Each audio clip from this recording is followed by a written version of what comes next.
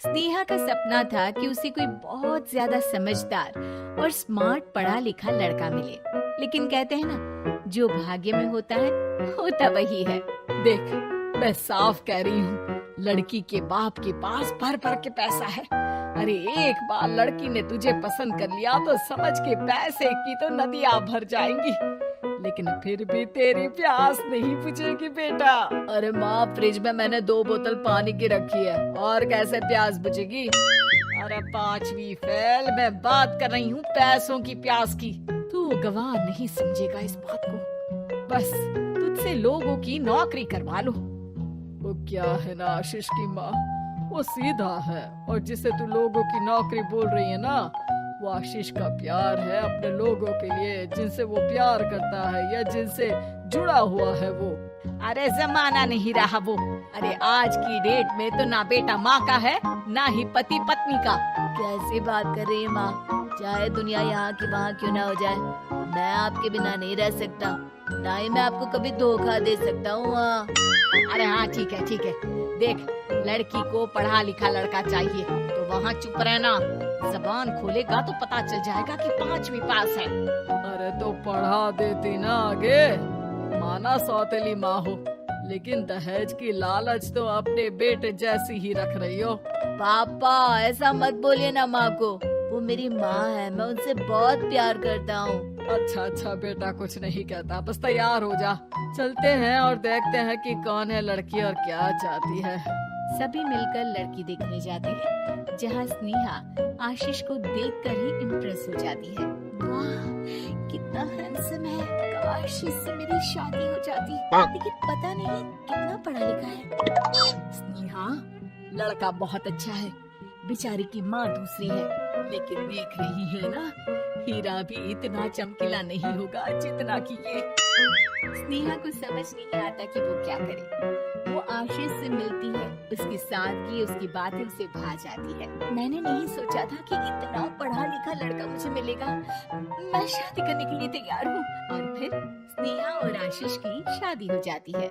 शादी के बाद सासू माँ कहती है, अरे बेटा, वो तेरे जेवर मुझे दे दे, मैं संभाल कर रख दूंगी। स्नेहा, जो कि खुद भी एक समझदार लड़की थी, नहीं नहीं, मैं अपने जेवर नहीं दूंगी, उसके लिए तो मैंने पहले ही लॉकर खुलवा लिया था माँ जी।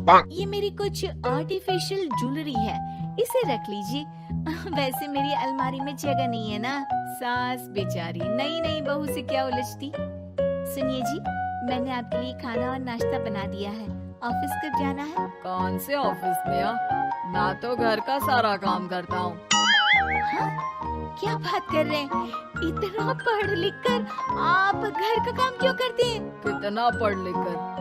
मैंने तो सिर्फ 5वीं तक पढ़ाई की है। तभी वहाँ सास आ जाती है। अरे 5वीं तक भी पढ़ लिया तो समझो मेरी कृपा से, वरना तो जो इसके लक्षण थे ना, क्या बताना। अच्छा आशीष, जरा बाहर जा और भाग कर टूथपेस्ट लेकर आ। सुबह से मंजन नहीं किया।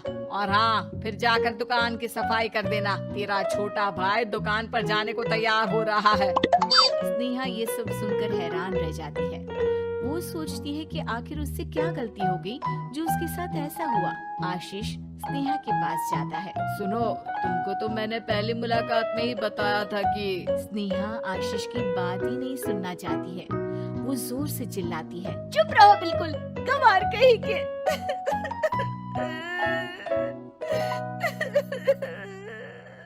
कितना बड़ा धोखा हो गया मेरे साथ, अब मैं इस घर में नहीं रह सकती।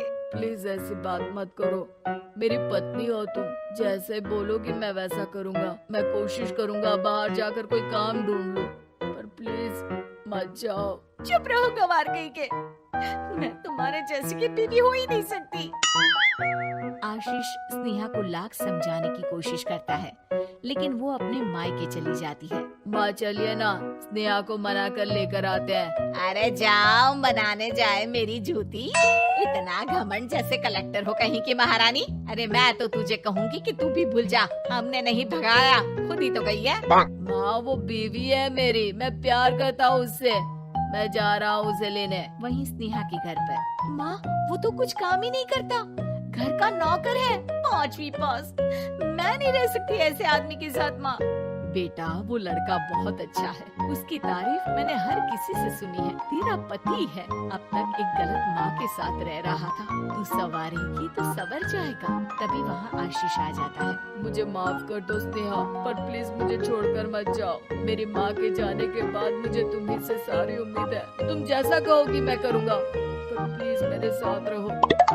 सबके समझाने बुझाने के बाद स्नेहा आशीष के साथ घर आ जाती है। आ गई महारानी, अब आई हो और सच्चाई भी पता चल गई है, तो थोड़ा तमीज से पति के साथ घर देख, रसोई संभाल और हम सबकी सेवा कर। देखो, मैं अब इस घर में बंटवारा चाहती हूँ। जो मेरे पति का हिस्सा है वो उसे मिले और वो आज से कोई काम नहीं करेंगे। हिस्सा ले लो, लेकिन कमाओगे क्या, खाओगे क्या, धूल मिट्टी? अरे तेरा पति किसी काम का नहीं है, वो तो मेरा बेटा कमा रहा है तो 2 रोटी मिल जाती है इसे। तभी वहाँ स्नेहा के ससुर आ जाते हैं।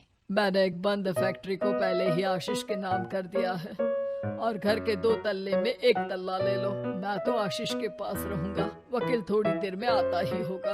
अरे जाओ जाओ, 2 दिन में भूख से तड़प कर सब वापस आ जाओगे। बढ़िया आई बहू बेटे वाली। फिर क्या था, स्नेहा आशीष के साथ मिलकर बंद फैक्ट्री को खोलती है और मन लगाकर काम करती है। दोनों की मेहनत रंग लाती है और आशीष अपनी मेहनत से एक सफल बिजनेसमैन बन जाता है। लेकिन एक दिन, अरे बहू बेटा आशीष, मुझे माफ कर दो, मैं भी अब तुम लोगों के साथ रहना चाहती हूँ। इस कमबख्त ने तो दुकान का बेड़ा गर्क कर दिया। वो तो आशीष था जो सारा दुकान का काम संभालता था। बेटा हमारे पास तो अब खाने को भी नहीं बचा। माँ जी, इसे कर्म के फल कहते हैं। खैर, खाना है तो आपको और आपके बेटे को काम करना पड़ेगा, समझी? हे भगवान, अब ये दिन आ गए हैं कि बहू के साथ रहने के लिए मुझे काम करना पड़ेगा। बेटा आशीष, तू ही समझाना अपनी बीवी को। पता है ना मैंने तुझे कितने प्यार से पाला है। हाँ माँ, वो तो ऐसे ही बोल रही है आपको। अरे घर में काम काज के लिए बहुत सारे नौकर चाकर हैं, आप आराम से रहिए माँ। स्नेहा आशीष का अच्छा और सरल सच्चा व्यवहार देखकर मन ही मन सोचती है, मेरा पति गवार ही सही, लेकिन दुनिया का सबसे अच्छा इंसान है।